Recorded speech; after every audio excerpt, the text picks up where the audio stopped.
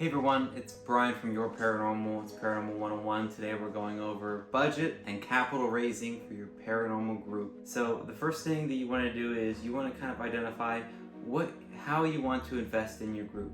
So of course there's a bunch of different things like doing nice things for your group. For example, buying dinners, or making t-shirts or shirts, something to invest in the group, but we're not going to talk about that too much. Offsetting the cost of investigations and also purchasing the equipment.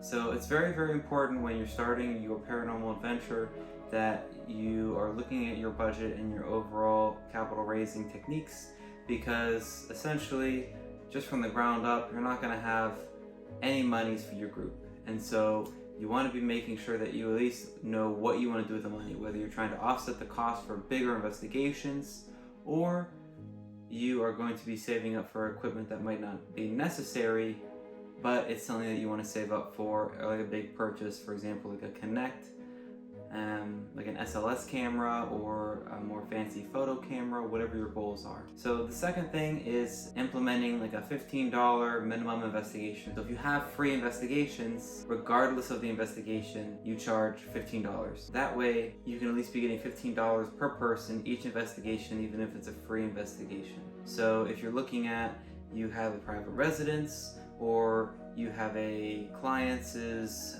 business that you can go investigate, you can charge, if 10 people are going, you can charge everyone $15. It's $150 for your group. And then the third thing that we talk about is giving your members at cost investigations. So if the investigation costs $300 to rent out for 10 people, everyone pays $30. That way it doesn't necessarily subtract from your group's budget. It covers the cost, and then you have all the reserves from all those free investigations. So when you're starting out, you want to be doing more free investigations versus like the big locations, or like a healthy mix.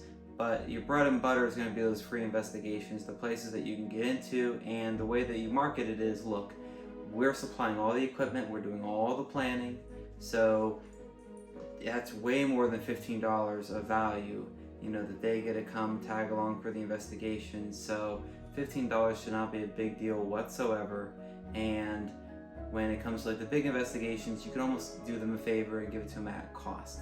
And then, so once we start building up free investigations, if you just look at 10, like an average of 10 investigators per free investigation, and each free investigation nets you right around $150, you can see that if you do 3 free investigations, maybe in a quarter, your group already has $450 in reserves. And at that point, you can maybe offset the cost of a larger location to bring down the net per person, or you can use that $450 towards a piece of equipment. Like if you're trying to get a new portal or a spirit box, you have those reserves.